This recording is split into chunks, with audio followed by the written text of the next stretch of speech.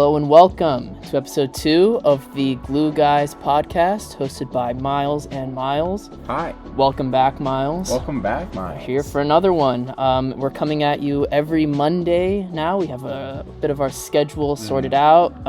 Highly successful first episode. Yeah. We got a couple 5 stars on Spotify. Yes. So if you're listening, we're on Spotify, Apple Podcasts, we're on iHeartRadio, Amazon. I believe we're on Pandora as well. Wherever you get your podcasts, YouTube. We're there. And we're on YouTube. We have our video podcast there as well. And if you have any feedback for us, we have an email address that you can send your feedback to at glueguys.mm@gmail.com. So feel free to send us any feedback, suggestions, questions, whatever. But yeah, Miles. This is the last week of the preseason, So with the season coming up, by the time this comes out, the NBA season will be underway in, I think, only a couple days.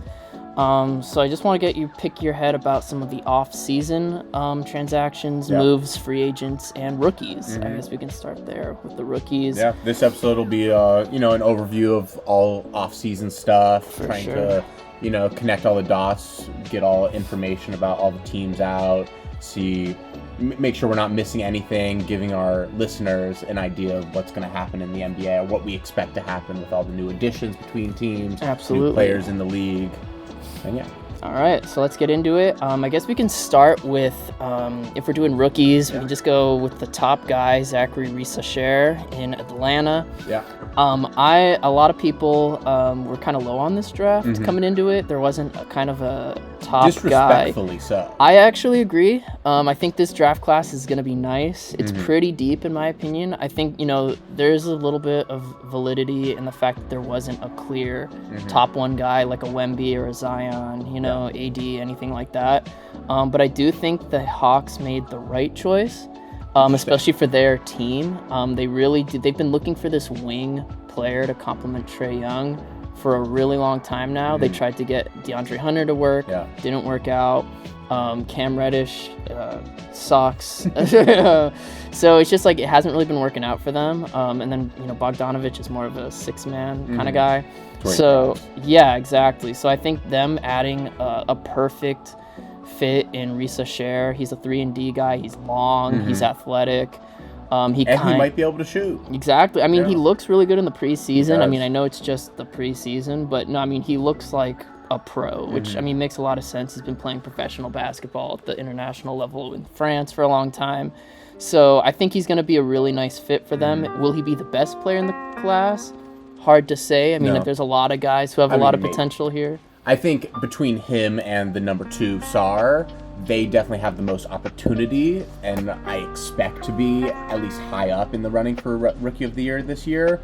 But I think there's lots of talented guys in this draft. When people were disrespecting it, I got it on there's no high-level talent, there's no Wembanyama, there's no Zion, whatever. But the idea that, it's all scrubs and they're all going to be role players and whatever, that just doesn't happen in today's NBA. How the game has evolved, there's always going to be people.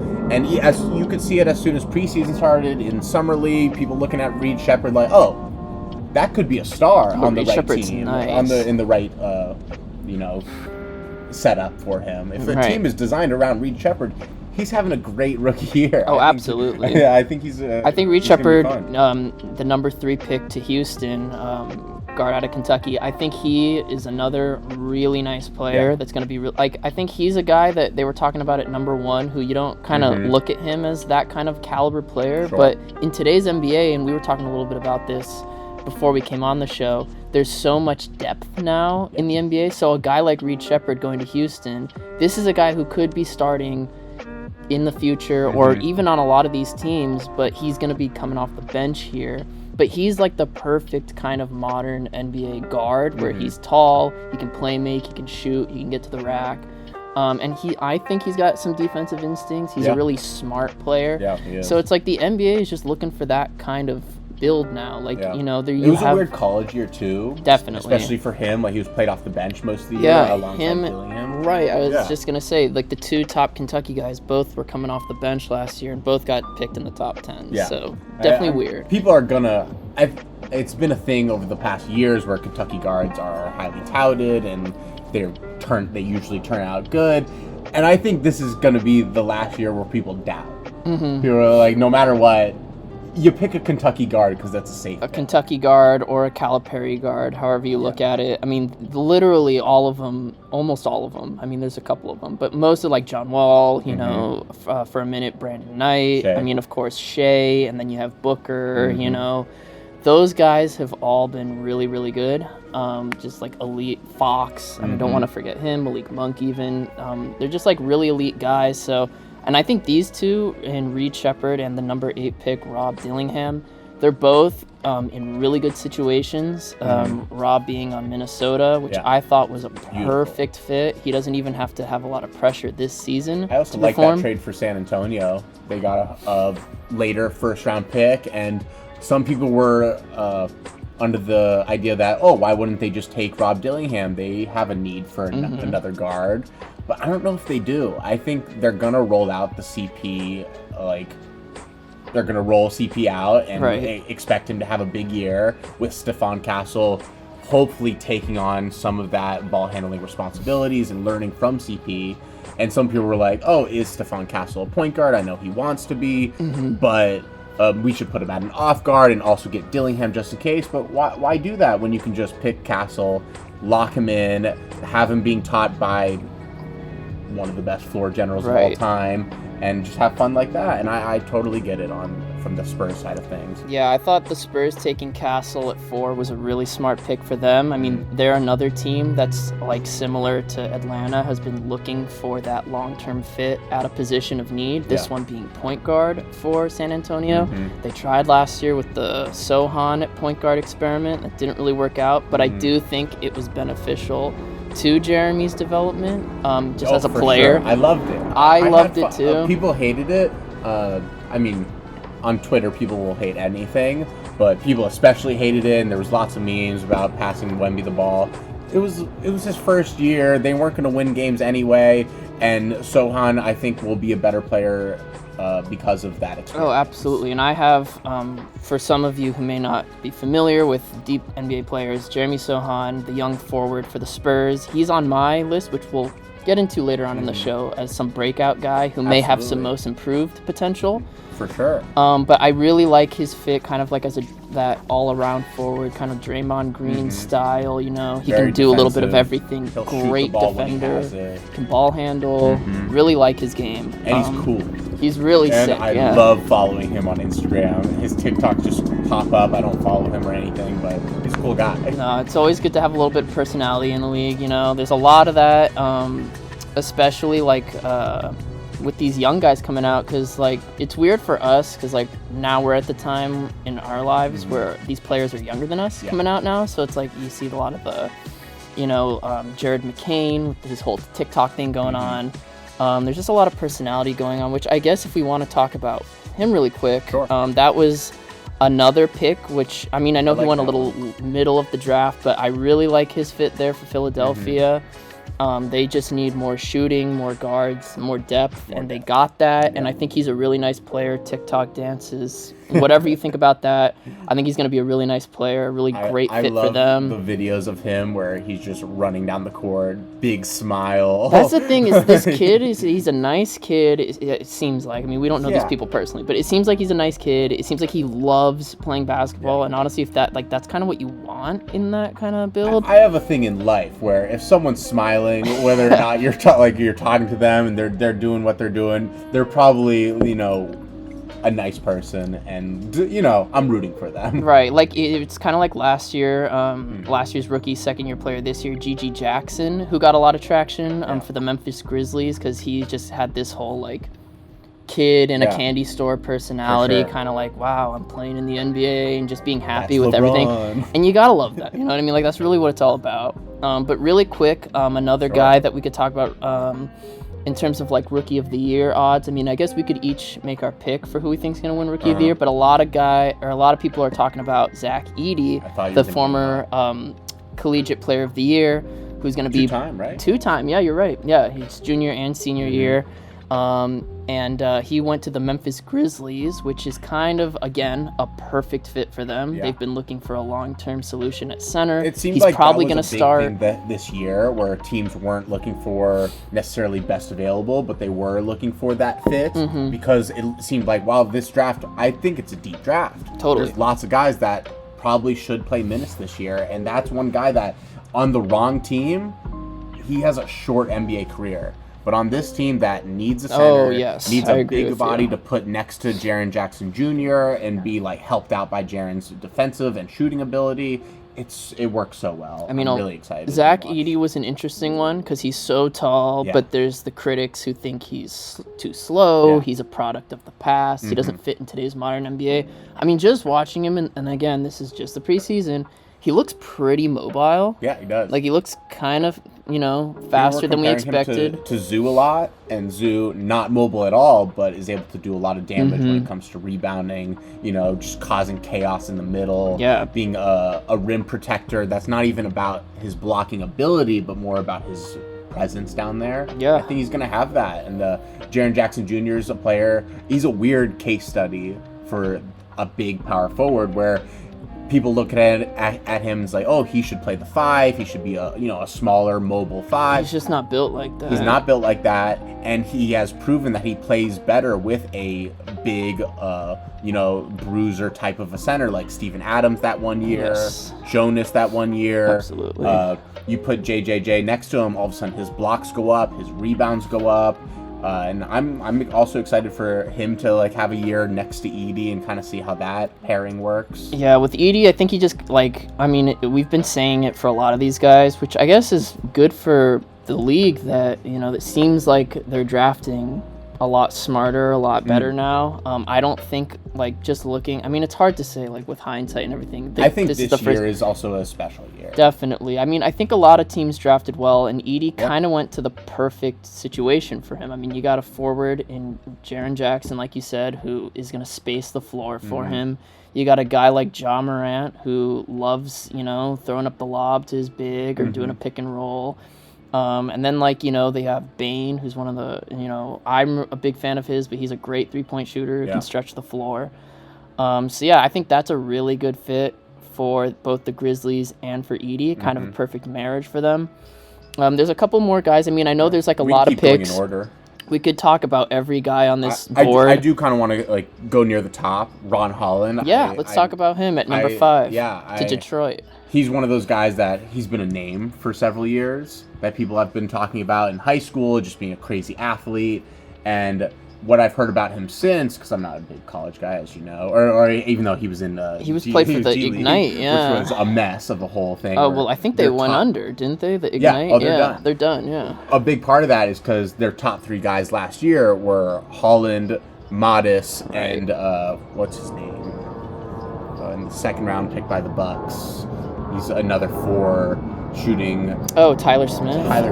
Yeah, they all play the same position. And you're asking, they're all, especially Modis and Tyler Smith, they're supposed to be scorers. And all of them had subpar years. All their draft stocks went down. Tyler Smith was top 10. Modis was top 5. Yeah. Holland was arguably supposed to be the first pick. And they all went down. And I'm excited for all of them when you put them into an actual NBA roster. With the other thing about the Pistons that's interesting is they got the Pelicans shooting coach, the guy that apparently turned Herb Jones into a 40% three-point shooter. And they got him for Ron Holland. They got him for Asar. Hope he gets better. Jaden Ivey, even Cade. If Cade gets a better stroke, I think that's really exciting for them. So do you like the Ron Holland pick to Detroit? Because there are some people who think it was kind of a funky pick for them, especially because they're one of the teams that needs talent now. Sure. They were a really poor team the past few years. They really need talent now. They need shooting talent, which he does not bring that. However, a lot of people love his athleticism, his build. He kind of reminds some people of like a Jaylen Brown type player, who, you know, that's another guy who kind of took a couple of years to really grow into his own, and now he's like, you know, all-star, finals MVP. Yeah.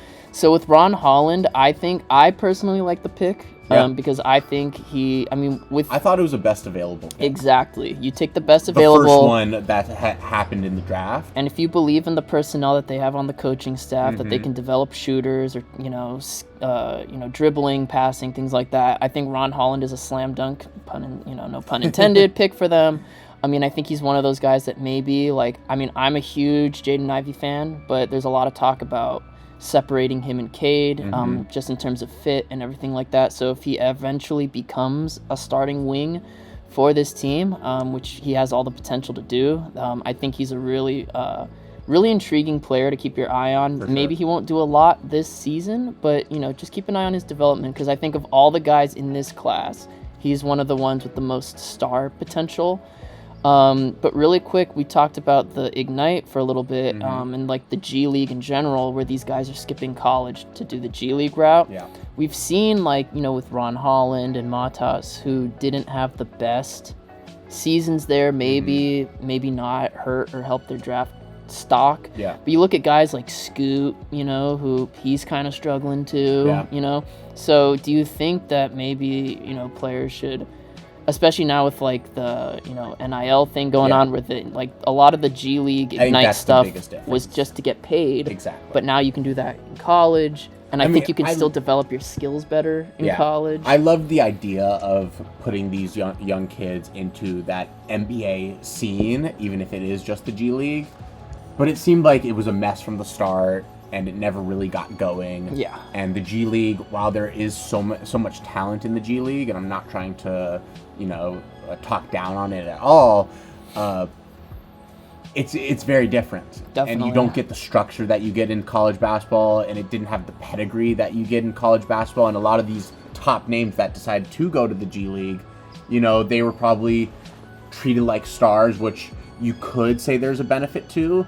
But I also think that there's a benefit to going to a college where you're almost never going to be the star on the team, expected to drop 30 in spacing. There's more structure there. There's more structure. Yeah. You're going to have to learn how to pass, how to rebound, how to play defense, how to do all these things that G League's not a place where they play much defense. And I do think that has hurt people that go there. And, I was against college when the G League Ignite first became a thing. I was like, that's the best option, or definitely go abroad.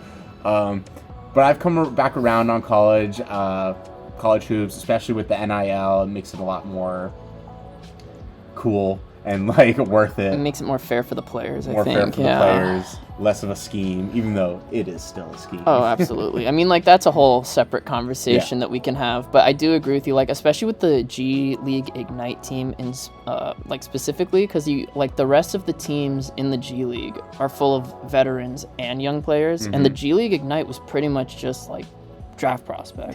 Young kids. You were gonna win 10% of your games. It feels like an AAU team almost, compared to minor league professional basketball teams. So they were struggling for sure. I think, it didn't really hurt Ron Holland that much, but you do wonder maybe he could have developed a little bit more had he gone to college. Maybe, like you said, he was a number one type talent just based off of his just potential and everything like that. And then the guy who went right after him, Solomon, for the forward for the Hornets out of France. How do you say his name? No idea. Yeah, but we're going to struggle, especially talking about the rookies before we've heard how commentators are saying. I've been saying his name Tajon Salon. Salon, hair salon? Yeah. Okay. Yeah, I don't know if that's correct. But he's been so great in preseason. He was another guy who they were talking about as give him some time, kind of a long-term prospect who has a lot of upside. But like you said, in the preseason, he has made an immediate impact. He's a great shooter. Honestly, a much better rebounder than I was expecting coming out. I was hearing rumors day of the draft that the Spurs wanted him at 8, and I remember thinking, oh, that's a little early, but I get that. Get the French guy, get Wemby. I mean, he's such a Spurs type player that it was a little bit surprising that Charlotte, of all teams, would make. I mean, I thought, I've been down on Charlotte for a long time now, but I think that was kind of a brilliant pick for them. Yeah. Because again, this is a best available type pick. Sorry, there's a plane going over us. We're doing this outside, of course. It's a beautiful day.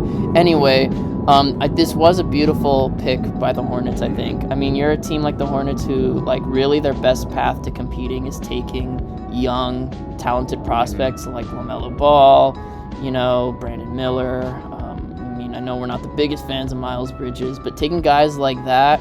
Didn't even have to mention him. I know, tough. Because like usually like teams like Charlotte, they're gonna lose those guys to free agency or anything like that because like realistically they either aren't gonna pay the luxury, right? Because they love him. They're not gonna pay the extra tax, or they just want to go to a bigger market. So yeah, your best path is just to take really talented young players, and I think they made the right pick here with Salon or Salon, however you say his name.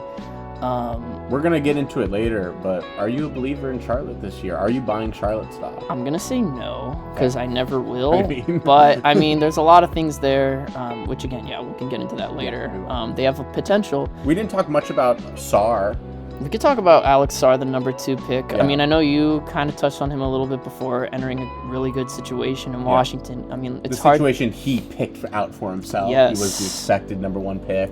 Another thing I was going to say about Risache and Atlanta was one of the reasons I hated that pick for them was the day after they released this report that, some of the coaches and scouts on Atlanta think Reed Shepherd is the star of this draft.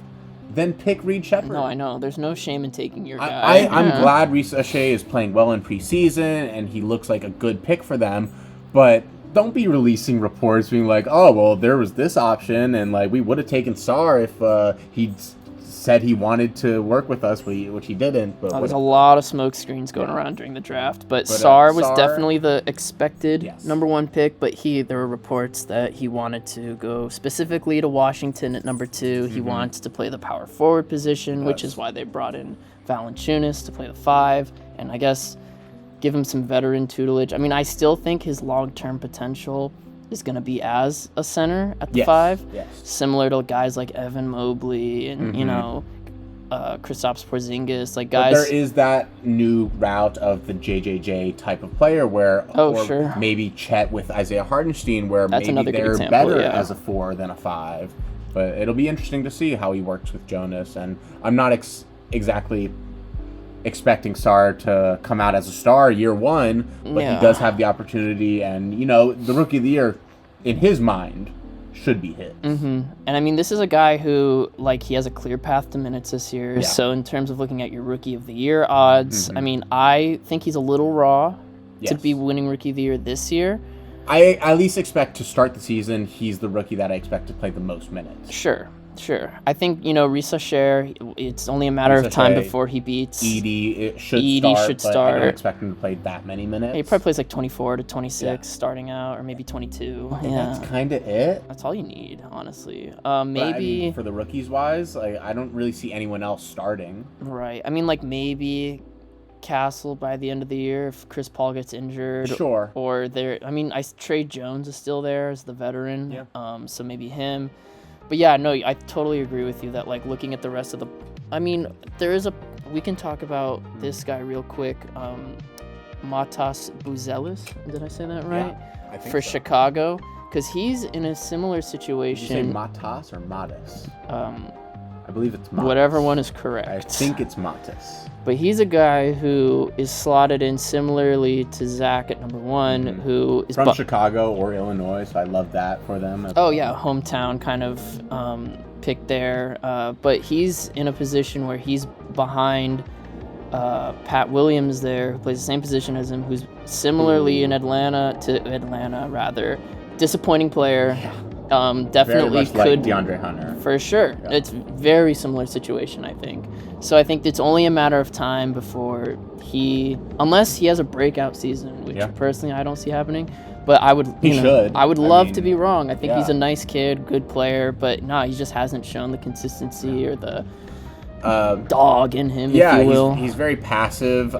He doesn't shoot that much, and then, he'll shoot when he's open. He'll shoot like these corner threes, but he's also 6'9" and big and athletic. He should be doing and a lot he does more. not do anything with it. Yeah, like you got a lot of Kawhi comparisons coming out of the draft, Yeah, and really crazy. it's like, yeah, not even close. Mm-hmm. I mean, that's the thing, is he's not a bad player, don't get me wrong, No. but he's not a guy that, you're really going to rely your future on. He's Yeah. not a guy that I would really I haven't be seen the needing to trajectory, start. like he's an NBA player for sure. Definitely. But I was expecting him to kind of keep getting better, and I haven't seen that. Right. It's kind of seemed like he's plateaued. For sure, And agree.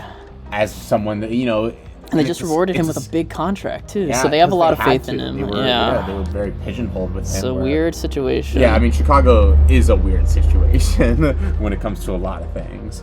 So, yeah, I mean, do you want Any to other give big your... names and rookies that you want to talk about? Well, maybe we can just go. Do you want to give your Rookie of the Year prediction this year? And I will maybe give mine. Yeah, I'll give an answer that I would bet on. Not Yeah. that I'm a betting man. And then I'll give an answer that I would love to see instead. I think Edie is going to win Rookie of the Year. I Really? think the That's a fit's good going to pick. be perfect. I think they're going to be a winning team. He's going to be a winning player as far as just the minutes he plays. I don't expect him to play a lot of minutes, but I could see him with a high plus minus, and I could see voters getting around that and really liking that. I would love That's a to good see, pick. I would love to see Dalton Connect do it. Yeah, Lakers pick Dalton Connect. I mean, as a big Lakers fan, I'm definitely loving what we've been seeing from Dalton Connect, both in summer league and preseason. And then if you watch him at all in college, I mean, he led the SEC in scoring. The dude is a bucket. He's really good. My only thing with him and his Rookie of the Year odds is he going to get enough minutes his rookie year? I mean, the Lakers aren't necessarily a deep team. Exactly. But I wouldn't be surprised if he was the first guy off the bench. He probably will be, honestly. And in that role, I think there is a route to winning Rookie of the Year. Yeah, no, honestly, if he becomes the Lakers' sixth man, like pretty, early to middle on in the season, yeah, I think his odds are as good as anyone. It doesn't take too much to be in conversations of Sixth Man of the Year, considering last year. Right. And I think if he's in conversations for that, then he's going to be in conversations for Rookie of the Year, and it'd be really fun to see that. It would be fun. I think for me, I mean, I would love to see Connect win Rookie of the Year. Personally, I think realistically, there may be some guys ahead of him who might just take it this year. For me, if I were to put money on it, I mean, if Reed Shepherd went to any other team, I think, not that Houston's a bad fit for him. I think he's the best player in the draft. Probably. But Houston was also the best team picking out of the top 10. Yeah, like the Rockets are just they're a really deep team, so I just don't see him getting enough minutes this year. I think long term he's gonna be great for them. Really smart pick by the Rockets, but I actually think, and I'm Go for it. not the most exciting pick, but I actually think number one, Reese Shea, he's Totally gonna win reasonable. Rookie of the Year. I think Yeah. he beats out DeAndre Hunter really early on. I think Quinn Snyder gives him the green light. I mean, Trey needs guys to kick the ball do. out too.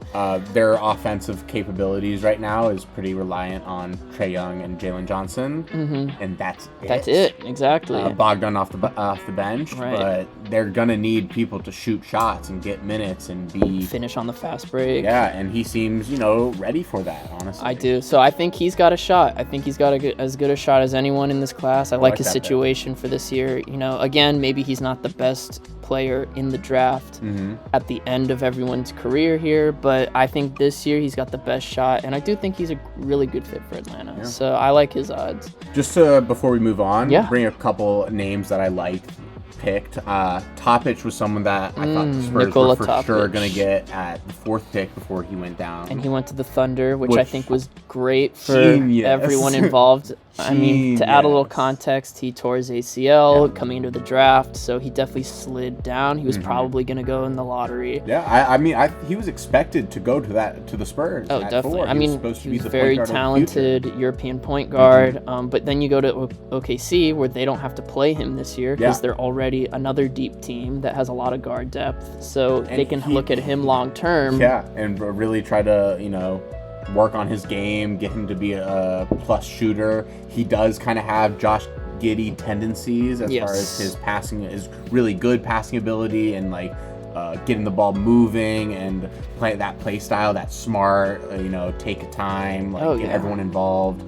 And now you just have that. You gave it up and you have it right back, and you can have some patience with it, along with their 18 future right, exactly. I mean, if you're Sam Presti, you also you look at it as like, hey, maybe this is like a really powerful trade asset later on. I mean, I think the Thunder are a team that probably are going to be making a big trade sometime, maybe not this year, but in the next couple of years. Been waiting for it. They just have too many toys in their chest right now with picks and young talent that I think they have to be looking at making that kind of big leap of a move. I mean, they're a team that, despite finishing first in the West last season, I don't think they're quite there in terms of being a contender. So I think they're just basically that one move away. Which we're going to get into talking about them. They're not your one pick out of the West. I mean, it's tough to say because regular season is so different than... Of course, and they aren't playoff prepared like some of the other teams, but... They very well could be the best regular season team again this year. I have no reason to doubt that they could do that again, but do I think they're the best team in the West? I do not. Fair. No. Another one that I like, Devin Carter, another guy that got hurt. I really like Devin Carter, hustle actually. guy. He got comps to like Josh Hart, but I think his skill level's a little higher. Josh Hart's an amazing player, not trying to talk down on him at all. We love Josh Hart. But Devin Carter, he seemed really impressed. He really impressed me. Bub went right after him. I'm a huge fan of. I think you might be the biggest Bub Carrington fan I know. I mean, he did go to, it's interesting because he went to a good situation in terms of minutes, but I mean, Washington is one of those teams where I know we were just talking about Sarr, but they haven't really done the best with developing young talent over the years. They're a mess, but there's room for that role to be there if they make a couple trades, get rid of Kuzma, kind of open things up. And Bub could really, see an uptake. Brogdon is expecting to get minutes once he's healthy. But if all those guys kind of, get traded, which I expect them to, Bub could be looking at a starting role, and he can play multiple positions, guard multiple positions, do kind of anything you need on the floor, rebound, play make, score, mid-range. And that was exciting. There was a nice little stretch where it was modest. Even going earlier, I really like this draft. Can we touch on Ware real quick? Yeah, I was about to say Kel'el Ware.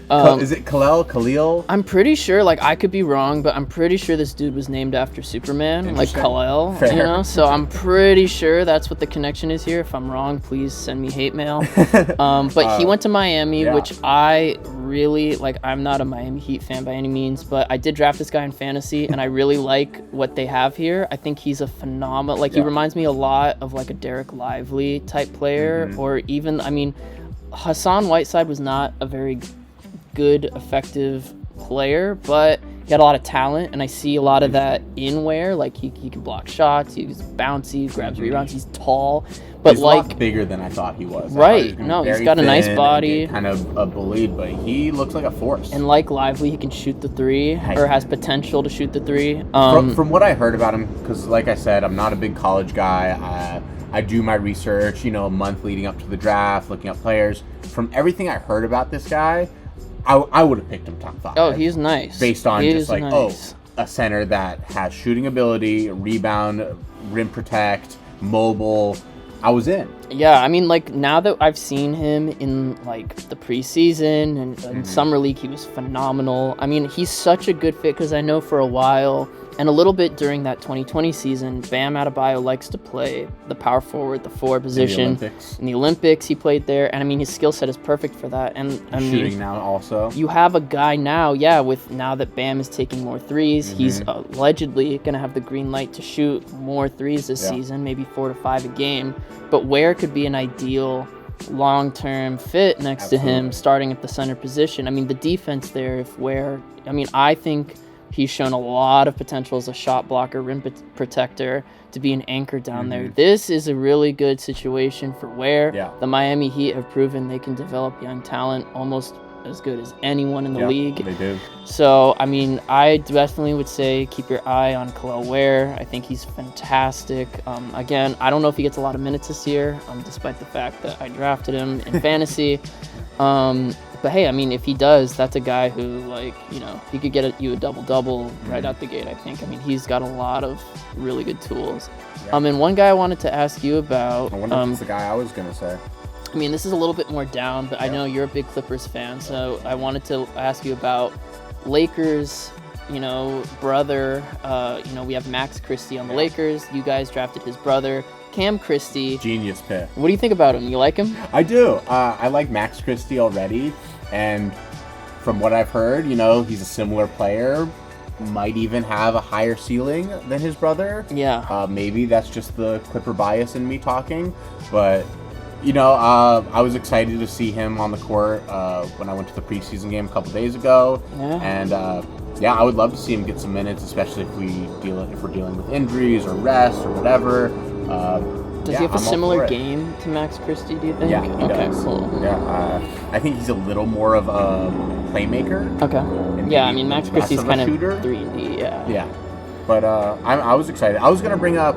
I wanted to touch on one more guy, too, but you go first. Bring up Ryan Dunn. That was who I was going to pick up. That's Yeah, I think we definitely have to talk about Ryan Dunn because he's been a preseason hero for Phoenix Suns. This is a guy who I think a lot of people talked about him as being an elite defender, maybe even the best wing defender in his class. Yeah, but he didn't have a jump shot, allegedly, coming out. He's going to come into the league and be one of the best defenders right away. Right. But can he shoot? No. And it turns out, in the preseason, he's shooting fantastically. I mean, he had one game where he just went lights out, looked like kind of like a mini KD out there. I mean, I know over the summer that he's been training and spending a lot of time with Kevin Durant. It's exactly what they need in Phoenix, too. I think this guy, if not by midseason, definitely by the playoffs, starts for this team. Interesting. I think this team's potential... I mean, Phoenix is, in my opinion, kind of a mess now. I mean, they have a lot of talent there. You have Booker, Beal, Kevin Durant. I think they're less of a mess than they were last year. Sure. I mean, they have a real point guard now in Tyus Jones. But my whole thing is, like, Bradley Beal is such an awkward fit here because they're going to start him or try to start him with Tyus Jones and Devin Booker and KD and Nurkic. And, you know, that's just a lot of overlap in skills. Yeah. I think Beal is an ideal six-man, but you do not trade all that and pay all that for a six-man. But I think at this point, I mean, you have the perfect fit in Ryan Dunn. I mean, Beal is not a very great defender.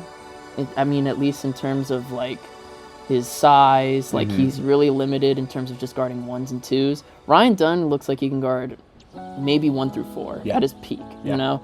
So I think having a versatile defender like that in your starting lineup, I mean, this is kind of similar to the conversation we had last week with the Pelicans and Herb Jones, where it's like, yeah, maybe he's not as good of a scorer as like a CJ McCollum, but you need that in your starting lineup. Yeah, whereas you have so many scoring guards now in the NBA that you can just bring off the bench. I think defensively it would be really nice to have him in the lineup. Totally. They were talking about Royce O'Neal playing in getting starter minutes, but you said the starters. It's going to be Tyus Jones, Beal, Booker, KD, and Nurkic. Yes. At least at the beginning. That does not have much. That does not say defensive, top 15 defensive team. But I do think even if they do stick with that lineup all season long, I mean, this is a team where, like, Bradley Beal missed a lot of games last year. Booker's always due to miss games. KD's going to miss games. Bounce back year. I know you're a little down on him. I am. I think last year was as bad of a year as he could have had when it came to injuries, when it came to just, you know, being on a team that, you know, new coach, they were doing a whole lot of new stuff. New Booker, fit, new role, whole new thing. fit, new role. They were talking, Bradley Beal's going to be our point guard, and then was not the point guard ever throughout the whole year. Booker should have been the point guard all season long. But I'm expecting him to bounce back and get his points back up, his efficiency back up, and I think Phoenix should be better than they were last year. Probably will be better, but I like think their additions. We can kind of start talking about the teams that made big additions. Sure. I think Suns deserve to be in there. Do you want to go in order about free agent moves? I feel like or we just should touch on teams Yeah, out the gate? Okay, exactly. sure. And might as well finish up on the Suns. Yeah, let's just talk about Phoenix. They added Tyus Jones, who they desperately needed a point guard that they could trust. Oh, I really like Tyus Jones. Tyus Jones is exactly that. He's a guy that you want with the ball, you want making decisions, and while he's, he might be the 30th best point guard starting point guard in the league, but he deserves to be a starting point guard. I do think he can play with any team and be a winning type of player. I mean, he's been very productive, kind of like at every stop he's been at, like Memphis and then Washington. I totally agree with you. He's a talented point guard. He is if high quality backup. If he is your backup, probably best in the league. Yes, exactly. Low end starter, but again, like you said, he is when you have that talent level that they're surrounded by. He's a starting level point guard. I love that fit. And they also got Monte Morris. Yeah, another alongside solid anything backup. To Tyus, plug in Monte, and I think he'll do his job right. Mason Plumlee's a guy that they brought Plumlee, up. With Nurkic being someone that misses some games. He misses some games. Plumlee's someone that you can plug and play. He's a smart player. He's not the best defender, but he tries real hard, and he's gonna bruise and bump with the best of them. Yeah, so I do think that they made a lot of smart moves. I mean, that's the thing is, last season they were a bit of a disappointment, at least in terms of their talent level. But bringing in Tyus, bringing in Ryan Dunn, bringing in new coach. I mean, I'm maybe the biggest Frank Vogel fan on the planet, but Budenholzer is going to be a better fit, especially for the kind of offense they want to run. Yeah, I think Budenholzer, his biggest thing is that he likes shooting threes. Yes, and which this team they struggled with, right, given their talent level. Booker especially proved in the Olympics that if he wants to be a 3-and-D type player, he can be. And I know he's this amazing scorer, but he should probably be taking a few more threes than he was last year. Similar with Beal. Beal is a good shooter, a good catch-and-shoot shooter, and Budenholzer is going to design an offense where they're going to get lots of shots up, and they should be more efficient, and their pace should be better, and I'm excited to watch Suns games. Yeah, the Suns should be better. I mean, I'm definitely won't be rooting for them by any means as a Lakers fan, but they are an intriguing team to watch. I mean, I know you're a big Clippers fan, so one of your big moves was losing Paul George in free agency to Philadelphia. How do you feel about that fit there for Paul George and the Sixers? I thought it was a great fit. I love the idea of the trio of Tyrese, Joel, and Paul George. I do have some doubts. I totally get it on both teams' parts. Paul George's team and Philadelphia. It takes some pressure off Paul George. He no longer has to be in that 1A, 1B role. He can now slide into that kind of 2-3, which I think that he can thrive in. My biggest worry about that team, is their lack of playmaking. Yeah, that's fair. I think Joel is their best playmaker. More than Maxey? I do, especially the way Joel was playing to start the year, where he was really playmaking and his assists were up and his quality of passes was up. I was really impressed. Joel really impressed me the first couple months before he went down. And for sure. Kind of went back into par for the course. Yeah. Going down with injury. But Tyrese is not the best passer. I watched a lot of him last year, and he's so great, and he moves. You don't think he develops a little bit more as a point guard? I hope so, but it is a worry I have because fair. I think Tyrese and Joel, they're okay playmakers. I think Joel's towards good. Paul George is not a good playmaker, especially when you're talking about setting people up. He can score with the best of them. He can shot make. He's a good shot creator. He likes taking a lot of contested shots. He does. But he's not exactly someone that's setting someone up. He's not hitting someone right in the chest.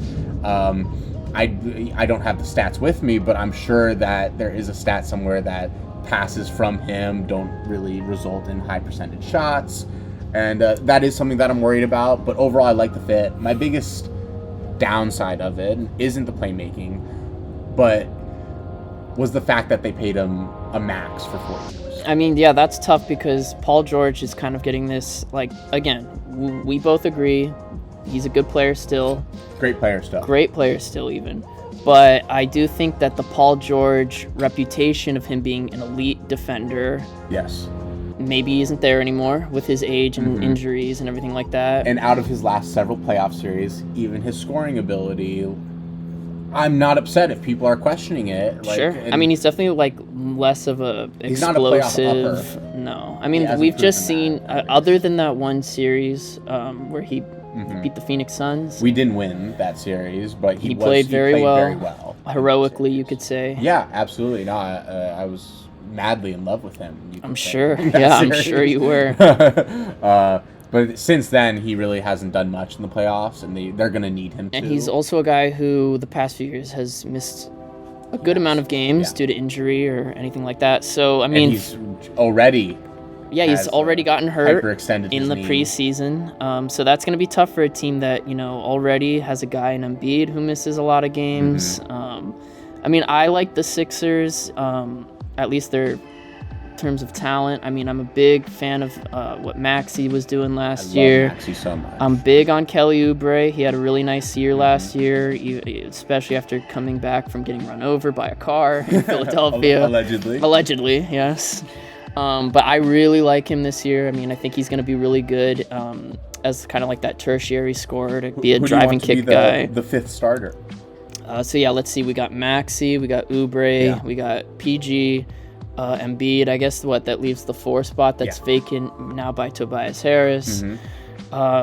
Yeah, I mean, who's even... So, it was originally talked about that Caleb Martin was going to slide in there. Oh, that's right. They have Caleb Martin. Yeah, interesting. I want Gershon Yabusele to slide in there. Olympic hero for France who dunked all over LeBron James in the Olympics. I think defensively, that's he would be that's be a good really shout. Nice, and he will shoot, if he has to. He's not a good shooter by any means, but he kind of will take on that Derrick Jones Jr., PJ Washington role where you want him guarding one of the best players, being very physical, hustling, and then shooting when he's open. I could see the Sixers being one of those teams that shuffles around their starting lineup a bunch. Like, I know they, again, preseason is preseason, but they tweak their lineup some with Eric Gordon in the starting lineup. He's someone that actually, I think he might start over Kelly Oubre, which I think really, I don't know about that. We'll see which Miles was right. But they still got Kyle Lowry, who played a lot of minutes last year and started a lot of games. But then in the preseason, they've been playing a lot of Kenyon Martin Jr., who I'm sure you're very familiar with, as that 4 slot. So, I mean, that's one where they're probably going to have to experiment a little bit. I'm definitely rooting for, just because I like him a lot, Yabusele to get that power forward slot. But I think you're right that Caleb Martin is probably the guy that they're going to roll out most of the time. I mean, I do think he's a really good fit off the bench for that scoring punch that he can do with Eric Gordon. So we'll see. I mean, I think they do have a lot of options there in terms of who they could have that 5th starter be. I mean, it's just going to be kind of like a weird situation there where, some guys are going to get with smaller lineups. Is not really big, with Joel getting older. No, he's running out of time. He's running out of gas. Paul George, with this contract, I think they put themselves in a little bit of a pickle where they're going to have 2 years to compete. And then 2 years where they're just going to be, dealing with 37-year-old Paul George, paying him $60 million and expecting him to produce as a second or third best player on the team. And I hope he does well. I wish him all the best, but I don't know. It definitely worries me that they gave him all that money, especially when they did give him, and I never expected him not to get the money he wanted, but they didn't need to. They were the last team with a max slot available. Yeah. And, people like to say, why would the Clippers give Harden $70 million? They were bidding against themselves. You could say the same thing about Philly, and people don't really haven't been saying that. And you're a Clipper fan. Would you say that you're higher on Harden than PG, at least? Not only this season, but for the next couple of years? I am. I definitely am. I would say Paul George last year might have been the better player, at least throughout the regular season. And he's someone that, with his defensive ability, even though it's not what it was, if I'm making my rankings of players, which obviously don't matter, Paul George is probably higher than Harden. But I think Harden does more was when he was on like when he's feeling it, he especially does more. And then in the playoffs, even though Harden's a known playoff like sloucher, underperformer, maybe, he played better, and he has played better than Paul George over the last couple of years in the playoffs. So I think fit-wise as well, Harden is going to be given the keys to the castle. And I guess we only paid him $35 million compared to the $50 million that Paul George is going to be paid. When you compare contracts as part of that, I'm definitely taking the $70 million Harden deal. And you are happy with the fact that y'all basically chose Kawhi over Paul George long term. Well, I'm not sure that it just came down to that, because if we're going to talk about the Clippers, we gave Kawhi that deal halfway through last year, right when we were at the peak of our powers. Which more or less signified the end of Paul George's time there. Well, it was reported, as soon as Kawhi got that deal, it was reported Paul George's deal to follow. But then it kind of fell apart from there because Paul George wanted Kawhi money. They weren't willing to give him that, especially with the new cap rules with the second apron. Yeah, which a lot of people, I think, didn't really realize out the gate. You know, they were like, why would the Clippers just lose Paul George for nothing? But and that is the reason why I was definitely team lose Paul George than give him a max. Mm-hmm. I mean, you do have a little bit more flexibility now for your future. You're not going to be tied down to a player like... I mean, I think it's a tough situation because, like, for this year, you definitely need a guy like that to compete, and I think the Clippers are in competing mode. But yeah, long term, I mean, that would hurt your franchise a little bit to hold on to that. Yeah. So we'll keep an eye on that. If we're speaking in hypotheticals, especially, let's say Kawhi misses a whole year and we did end up giving Paul George the max, we'd be looking at. I would be looking at the Clippers. People are already very down on the Clippers, expecting them not to be a playoff and even play-in team. If that was the case, I think people would be even more down, because then you could look into the future, see no picks till 2030, and over the cap with no flexibility. So when you add all those things together, I'm much happier that we decided to, be flexible, let Kawhi do his thing, let Harden do his thing, and kind of focus on the future a little bit more so. So we'll keep an eye on that. And then with the new Clippers rebrand, the new Clippers Stadium, I mean, it's kind of a new era for them. So I'm happy with our additions. Just really quickly, because we talked about it last year. Might as well. Derek Jones Jr., Chris Dunn. They're going to bring a lot of defense, which I desperately think we needed last year. We brought in Nicholas Batum. You love Nick Batum. We all love Nicholas Batum. And then there's another name, KPJ. Oh, you love.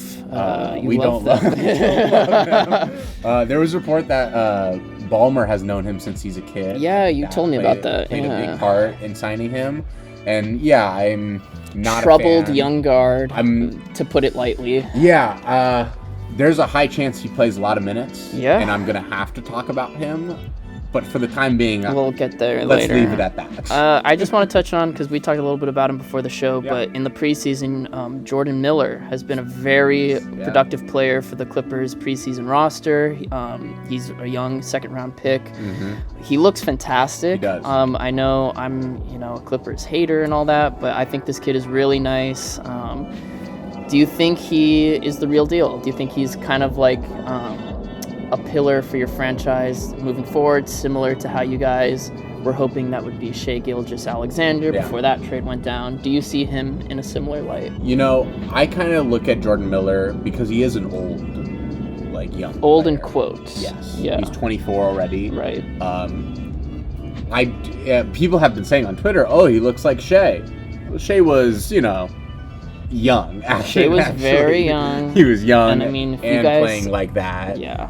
I'm sure if he had 5 extra years, then he'd be even better, like he is now. Sure. I kind of look at Jordan Miller more of a Terrence Mann type, where he is an older young guard, and yes, I would like to I want him part of our future, but I'm not exactly hoping that he turns out to be a star. I'm more hoping that maybe he's a starter quality guy. Mm-hmm. He's a little more of a scorer, which I like. Yeah, I was just going to say, he's definitely more of a scorer, I think, than Terrence Mann. Maybe even a better shooter already than Terrence Mann. I really like his slashing ability. Yeah, I guess like the only question is for this year. I mean, you have guys like Amir Coffey, who have Terrence Mann, even Nick Batum. I would love. We're gonna be in front of him. Jordan Miller to start. What we did in 2021, whatever year Kawhi was out all year with the ACL. Right. We would start Amir Coffey a lot, and he wouldn't do much, but he kind of would just like be that 3 instead of starting Norman Powell.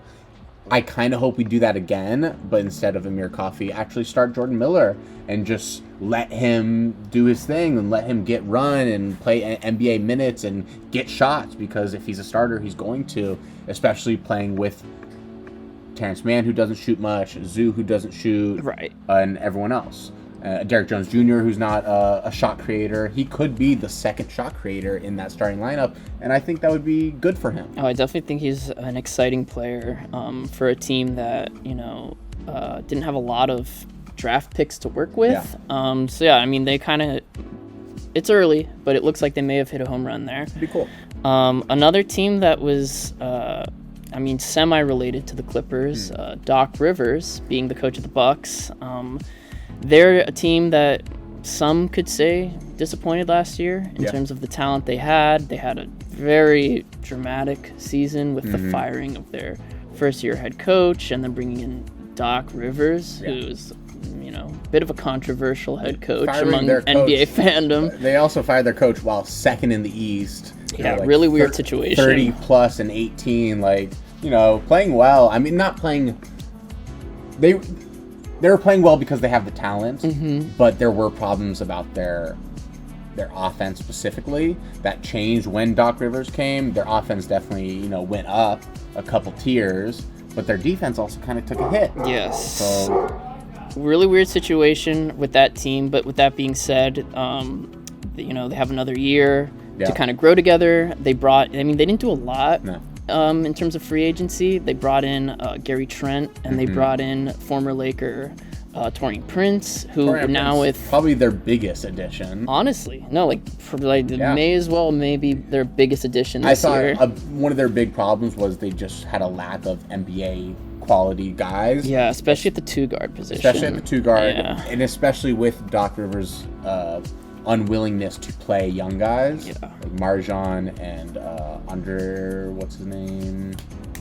Who are you talking about? They have another young guy on their team. But yeah, while you're looking for that, I mean, they brought in Darvin Ham, who, Lakers fans can say plenty of that. Andre Jackson Jr. I mean, that's the thing, is Doc Rivers isn't going to play these guys. Yeah, he doesn't like young players. Darvin Ham, same guy, same situation. However, he loves Taurean Prince. Taurean Prince is going to start. He started him a lot last year. Who I liked him a lot, but yeah, he definitely really likes this guy. Plays him a lot of minutes, so I think this is a guy who could potentially start for Milwaukee. And he didn't have the best year on the Lakers last year. I thought he was kind of nice. I kind of wanted him back. Year before, he was really highly touted, and people weren't talking any shit about him because he wasn't on the Lakers. Well, that's the thing. Yeah, I mean, if you become a Laker, you get a lot more eyes on you. Yeah, fair or not. I could see him having a good year. Yeah. I mean, we did talk a little bit already about, neighboring the Bucks with the Bulls here. Yeah. We talked a lot about their draft picks. They didn't really do much in terms of bringing guys in. They're kind of just running it back, weirdly enough. Trade. They did get Josh Giddey, which is a big deal. We'll see. People were upset, especially Bulls fans, that they didn't get any sort of draft compensation, especially considering they traded with the Thunder, who have infinite draft compensation. I mean, we talked about it when it went down, because there are a lot of reactions on social media and within our space of NBA analysis, I'm putting that in quotes, that, it wasn't a good trade for Chicago, that, they gave up a guy in Caruso, who, I mean, I love Alex Caruso, very valuable player, but, Josh Giddey is a young, tall guard who showed a lot of potential, and guys are down on him now after last season, but for the past few seasons people were pretty high on him, in terms of his potential. So I think Chicago that's the kind of moves they should be making. I agree. They should be blowing this up. They probably could have gotten some draft compensation. Oh, sure. I mean, Caruso was highly sought after. Exactly. And it's just kind of it gives the wrong look about the Bulls organization if they couldn't get draft compensation from the Thunder when Caruso seemed like a perfect fit for them. That to the point where they probably would have given at least it could have been a classic deal where it was like player for player plus 4 second rounders. Oh, sure. Yeah, like it doesn't even have to be much, but I mean, that would have been something that Bulls fans could have been like, "Oh, okay. That like I feel a lot better now." Yeah, and I don't think it's a bad trade either. I think he's a starter for them. Yeah. I mean, whether or not he fits well, I think he's probably going to do more of what he was doing prior to last season when there were just so many ball handlers for the Oklahoma City Thunder, where he kind of was he's definitely an outcast. For them. And because they've had Zach LaVine and DeMar, they've played a very isolation, mid-range, like give these guys the ball and let them get a bucket way of playing. And this kind of opens them up to run and, get fast breaks and get easy buckets, which has been something that Bulls fans have been calling for. Yeah. Especially, since Lonzo Ball's been out. So shout out. Yeah, and Lonzo, he came back in the preseason for the first time in almost 2 years, maybe even straight up 2 years. But I mean, he looked pretty decent. I mean, he's moving well. More so than I thought. I mean, we're all just as basketball fans. We love to see that. Yeah. But yeah, no, they have a lot of playmakers there now. Perfect point guard. When he's healthy, that's his only issue at the moment. I mean, he's still not a great finisher, in my opinion. Sure. Maybe he loses a bit of his lateral quickness now with all those injuries. But, I mean, in terms of, what this team needs and being a playmaker, getting guys out in transition, I mean, Lonzo's fantastic. I mean, it's just we'll see how many minutes he gets this year because you have, Kobe White's in front of him, Josh Giddey's in front of him. Yep. They really like Ayo Dosunmu, who I also really like this year. So, I mean, they have a lot of guards. Yeah. Lots and lots of guards. But they're more or less, I mean, I guess the only other guy they brought in that's like a big, not really big name, but definitely a big addition to keep your eye on is Jalen Smith. Yeah. Backup big man now. Can open up a little more of I don't know what team would trade for Vucevic. Right. But you could make that trade and then slide in someone that, maybe he's gone next year and you don't have to think about it twice. Maybe he's good. Maybe he's a lot of people are looking at breakout potential for him if they move on from Vucevic, which I think they've been trying to do for a while now. It's just more or less they ran it back, but they did do a couple of additions. I mean, similarly, do you think Zach LaVine gets traded? It's tough because, in a vacuum, he is a guy that the Bulls should probably move on from and get assets from. His his trade value is pretty much shot at this point. He didn't play much last year. He didn't even play that well last year. He gets big contract. He gets hurt a lot. Yeah. I mean, he's in that mold of being a scoring guard, which there's a lot of that around the league now. The teams that he gets connected to are also the Lakers all the time. It's honestly all the California teams. Yeah, the Kings were interested for a minute. The Kings, I would like to talk about next too, because they're honestly expected to make another move. You think? I've seen a bunch of reports because they traded Jalen McDaniels yesterday, 2 days ago, and I saw a couple Twitter reports being this is the start of a bigger trade that is going to focus on the Kings, and I've heard names such as Zach LaVine, Bobby Portis, and just another trade for them. I mean, I like Bobby Portis there. Zach LaVine would be funky though, only because they just brought in DeMar, and they're pretty high on Keon Ellis being the starting 2 guard. And if they don't have enough shooting there, I mean, maybe you bring in a guy like LaVine. But I mean, Huerter, I'm not the biggest fan of, but I mean, he's a guy that you can have as a shooter for. If you're only looking for shooting, Huerter's gonna play. I mean, he is coming back from injury last year and just not being effective. Between Keon Ellis and Malik Monk. You have Malik Monk off the bench. So I don't know. Agreed. I mean, Malik Monk is definitely that off the bench guy, but that's the thing is you have a guy like Monk who's that scoring spark, and then you have DeMar there, so it's is Zach LaVine the best fit there? I mean, they're a team that definitely needs more talent to be more competitive in the West. And I would not that I expect them to do anything in the West. I would love to see them buy in and keep fighting for it and really I'm not saying it's a bad trade if they did end up. I mean, it really depends on what they'd give up to get Zach LaVine. Yeah, but already they should be a really fun team. Oh, for sure. I like the DeMar fit. It's not it's not the best fit for him because it's really hard to fit a team around DeMar, but overall I really like the fit. I think it opens things up for him to not be the main guy, and I'm curious how that works. I went to the preseason game with Clippers versus Kings, and he took a lot of contested middies. That's his game. That's his game. Yeah, so, that's his game. So, I mean, my biggest worry with DeRozan, on pretty much every stop or rumor to the Lakers and everything, has always been his spacing. Yeah. And the Kings are a team that I think need more spacing, and DeMar is not going to help with that. They did need more scoring, so that will help a lot. But yeah, it's going to be interesting. Sabonis are going to be a great two-man game. Oh, yeah. Him and Fox should be a decent. Yeah, I'm expecting a big year for Fox. Yeah. I mean, that's a team that could be a contender in the West. I don't think they're quite there yet. They'll probably do a great regular season, agreed there. Which I guess similarly, like the Cavs last year were like a really good regular season team. I mean, Donovan Mitchell like really popped off, and then like playoff time, the past 2 years they've been a little bit underperforming. Yeah.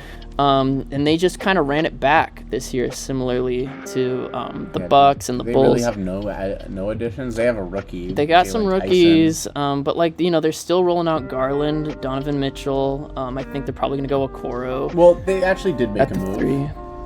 They have a new coach. Though that's big. Then that even though that may not be the flashiest move. I kind of like this coach pick. Yes. You know who it is? We're talking about JB. No. Well, they fired JB. Right, but JB got another job somewhere, right? JB is now the coach of.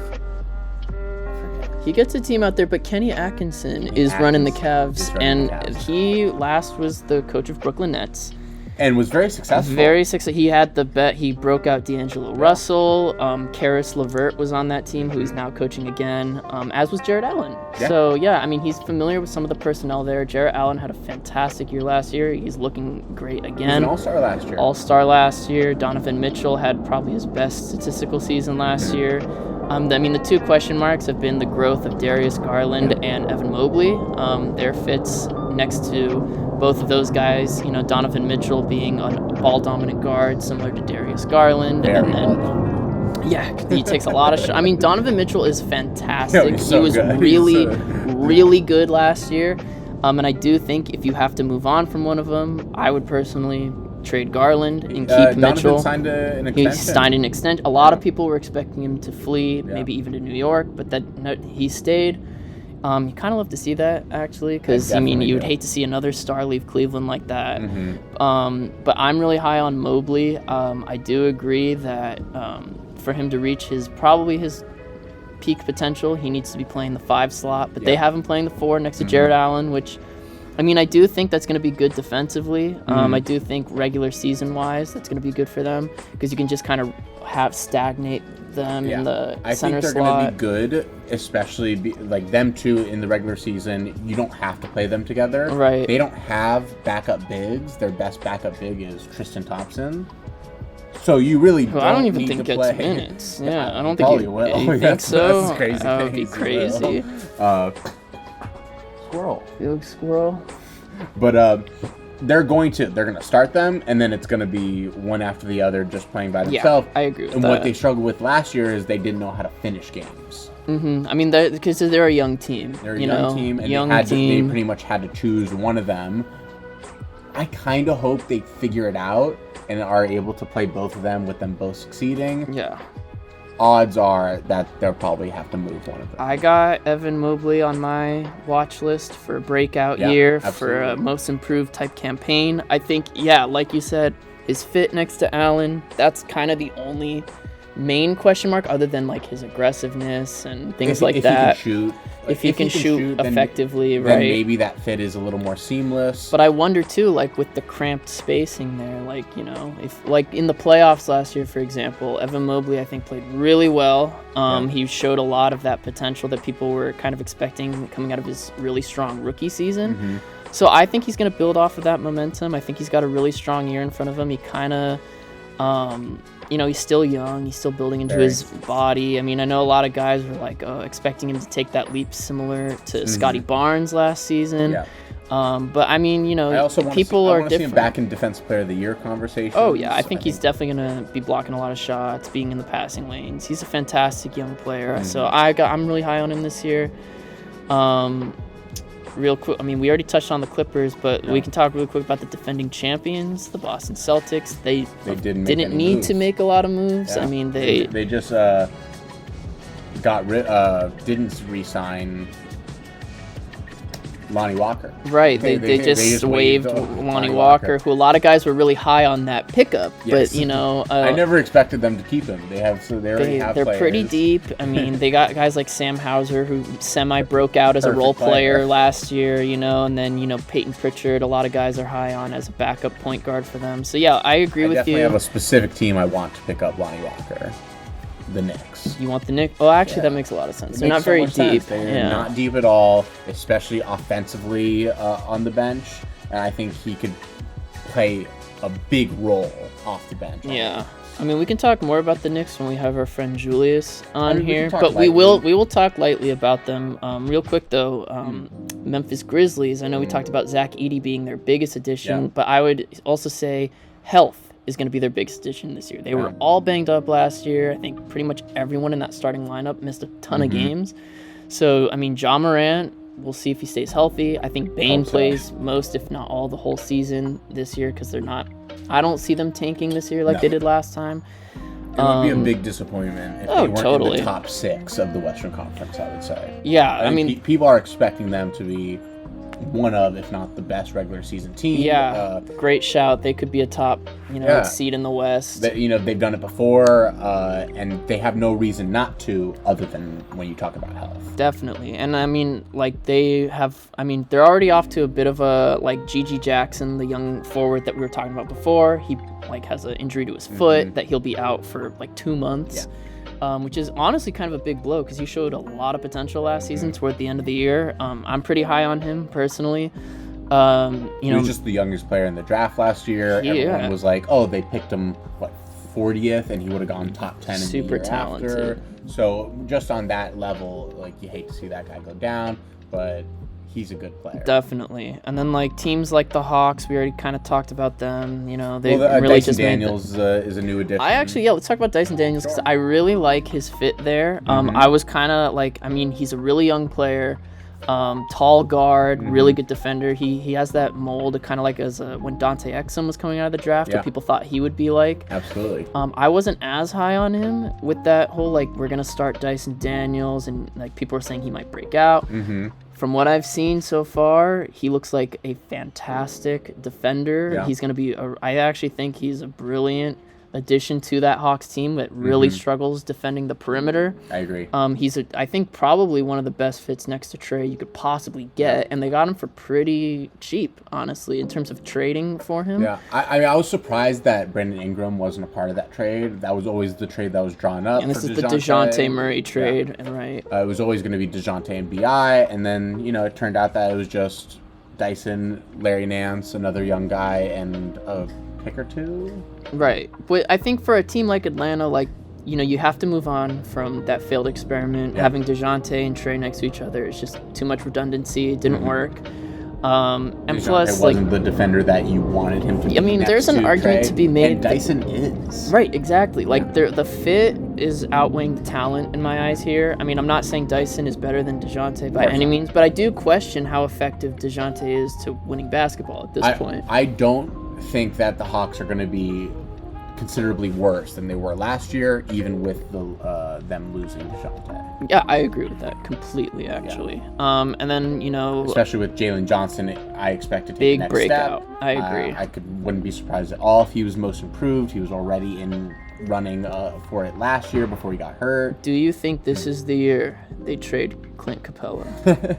I don't. I think they keep both him and Okongwu the whole year? Yes. Again?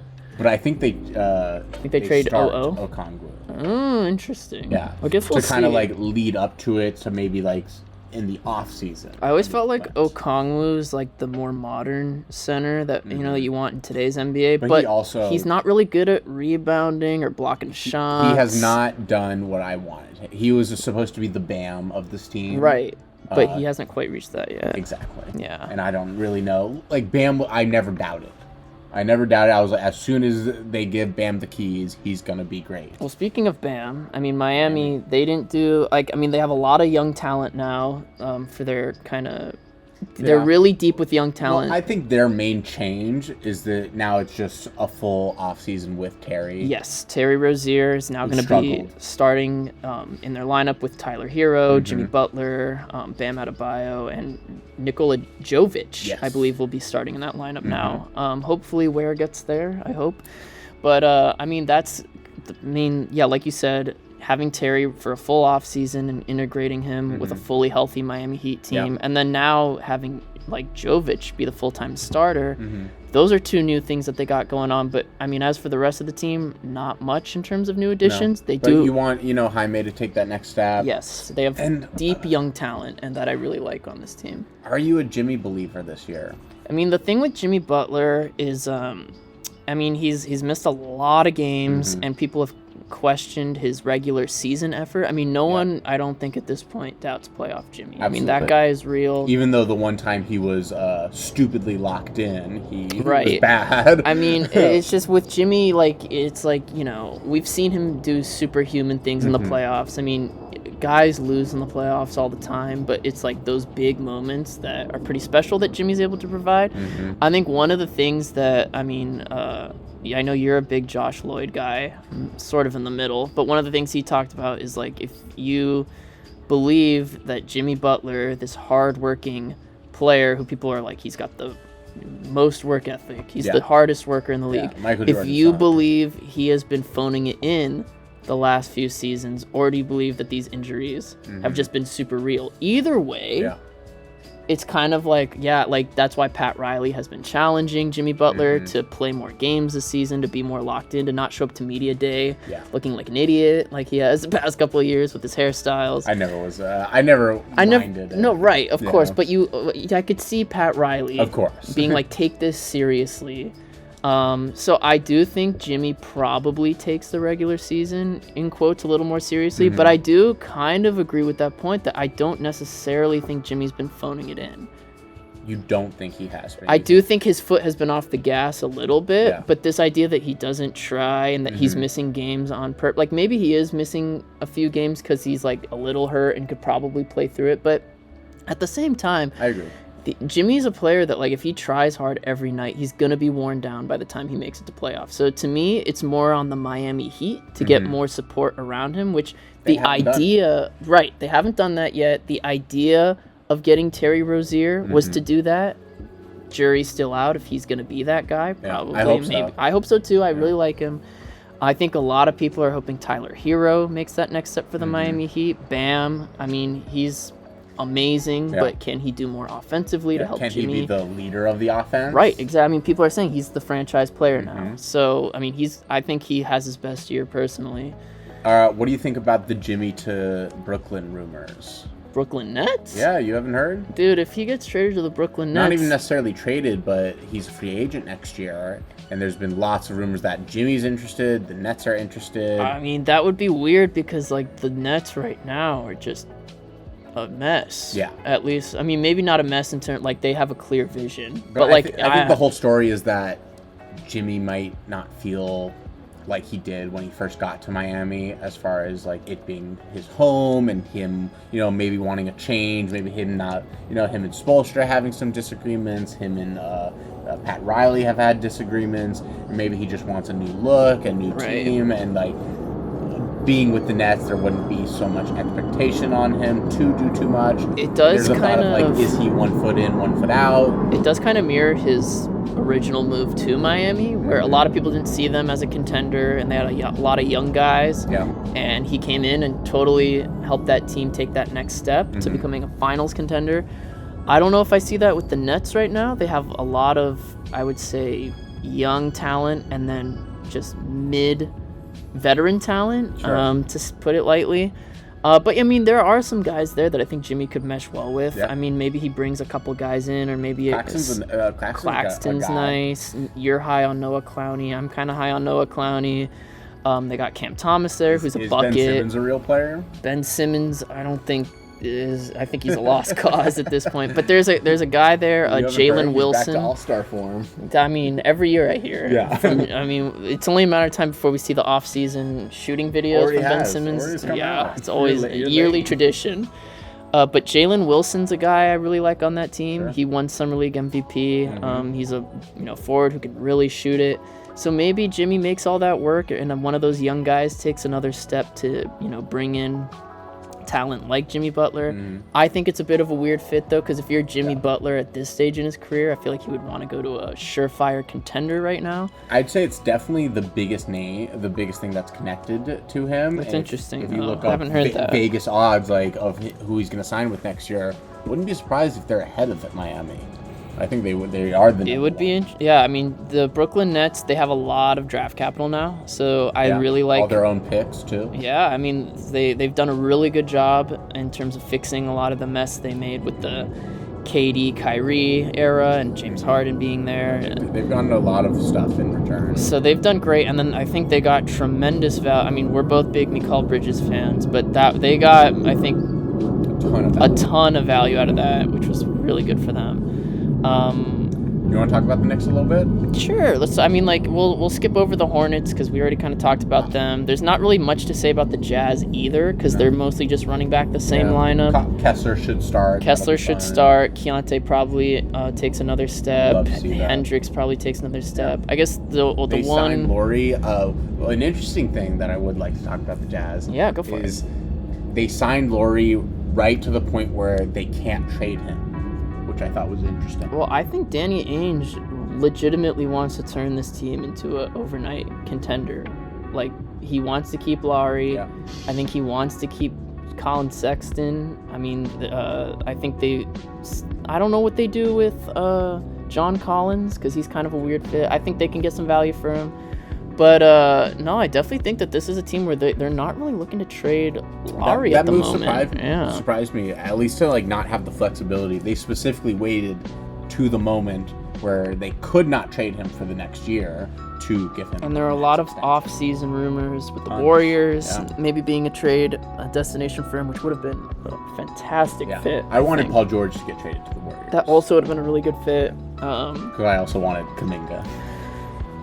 Yeah, Kuminga's a guy. I mean, we'll get to the Warriors at the end, but let's talk about the Knicks because we wanted to talk about the Knicks. The biggest move they made. They were the biggest name. Definitely, they made they shuffled around a lot of guys. So they traded first for Mikal Bridges with their next door rival, the Nets, which a lot of people uniting him with Jalen Brunson and Josh Hart and what we thought would be his college teammate DiVincenzo, but it turns out he was part of the package along with Julius Randle to trade for all-star big man Karl Anthony Towns from Minnesota. It's been a roller coaster for them. Interesting trade because a lot of people, it's a weird one because, Cat was super loyal to Minnesota, franchise guy up until Edwards kind of took the spotlight from him, but he was very loyal to that team, and same, you could say, for Julius Randle, being a Knicks, mainstay for those when they kind of turned that franchise around. So I feel like this is a trade where nobody wanted to leave. I mean, DiVincenzo had his best year of his career last year, starting for New York. I do think he starts a lot of games in Minnesota this year over Mike Conley, just because Conley's getting a little older. They're probably going to want to rest him more. But what do you think about these moves? Do you think it takes the Knicks to the next level, or do you think it's, they played around too much with a winning formula? So the Knicks had a crazy timeline with the offseason. Do I think it makes them better than the Boston Celtics? No. I pretty much have them exactly where I thought I would have them going into this offseason. But a lot of things happened where, they were kind of put into this position where they had to do something. Making the Mikal Bridges trade, that was kind of the first move of the offseason. Immediately following that up with signing Jalen Brunson to a cheap contract, which everyone loved.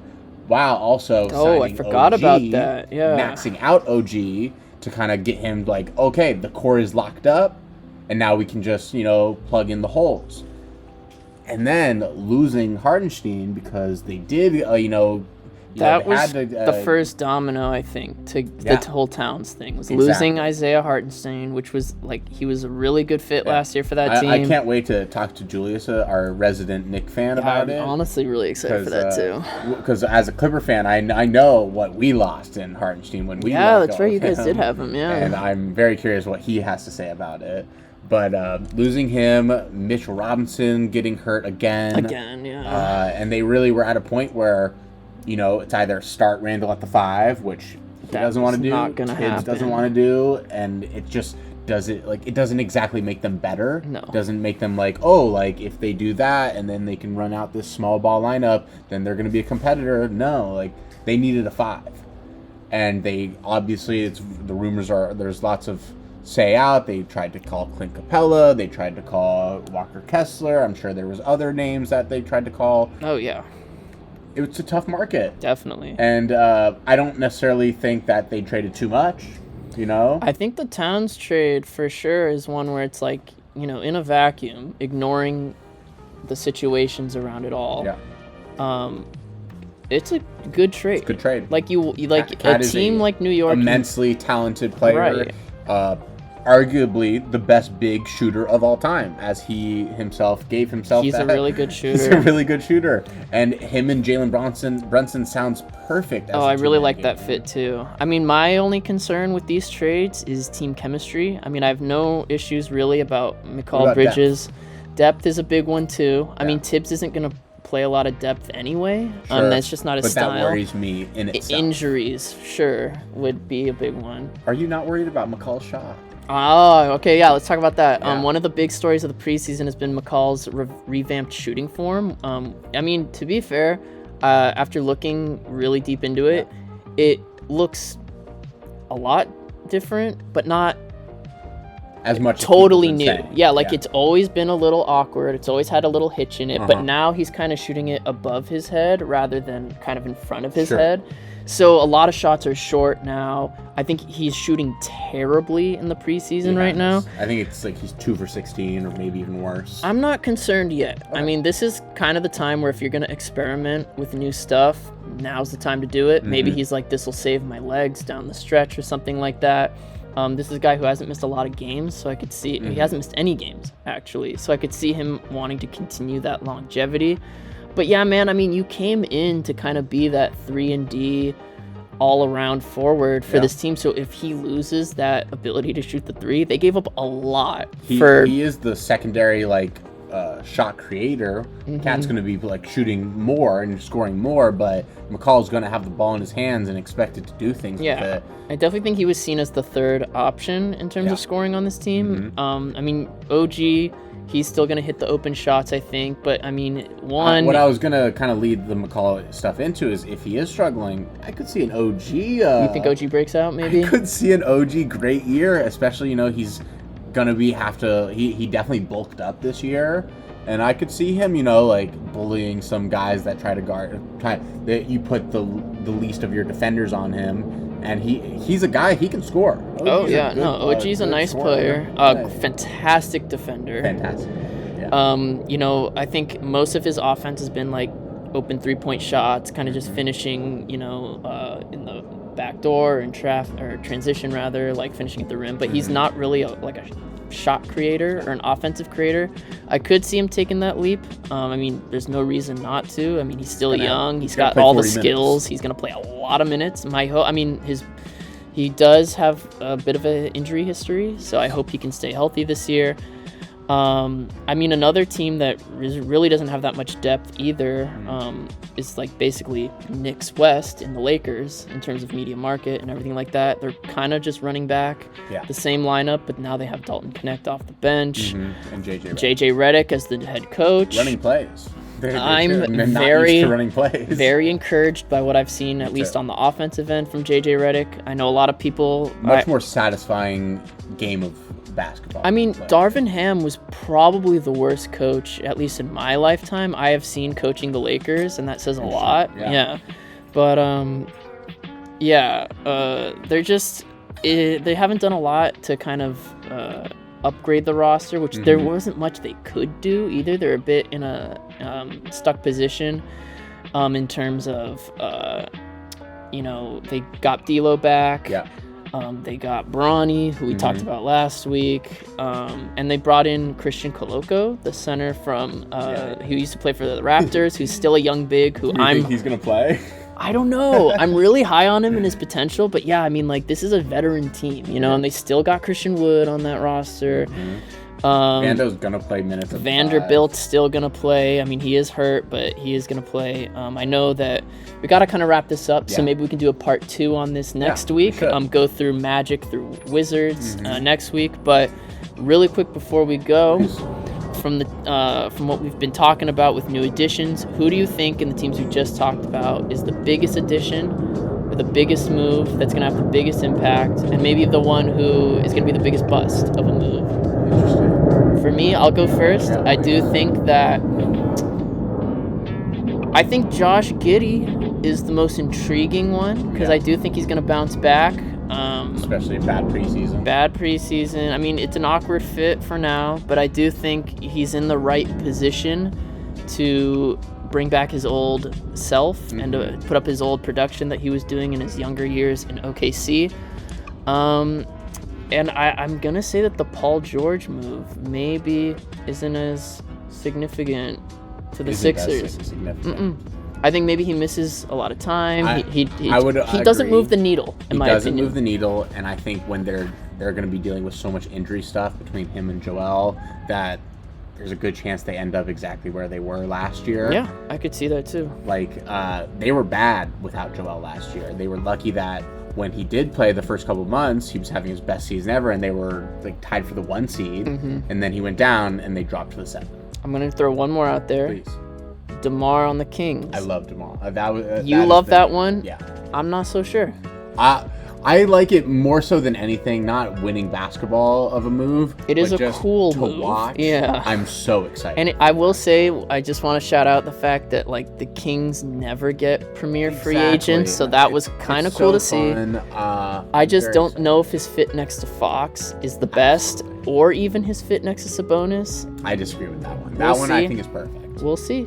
I mean, I would love to be wrong, honestly, but I guess you love the DeMar move. That's probably your pick for best move. What move do you not like so much?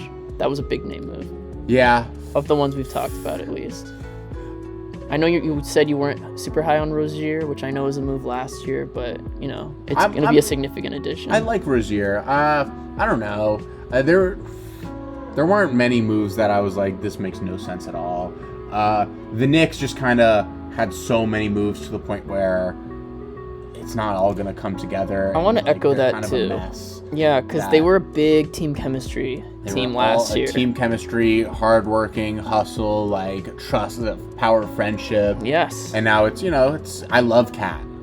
I love McCall. I love OG, but does it fit quite as well? That's a good question. I mean, it should. On paper, it does, but I'm not sure if it will lead to success. Yeah, I mean, you're like, we've seen it time and time again with New York team is chemistry. Hyped, though. I was there last month. Oh yeah, it is popping off with Knicks fever. I mean, there's a lot to be excited about if you're a Knicks fan, which we'll definitely get more with Julius coming up. But yeah, I mean, I love what we've been talking about. We'll be back next week to talk about the rest of the list. Yeah. It'll be the start of a regular season, so we'll have our first thoughts also. Yeah, we can give the moves and maybe how they've looked now with some context of the regular season. We can even revisit what we were talking about before, but just want to say thank you all for listening, for watching.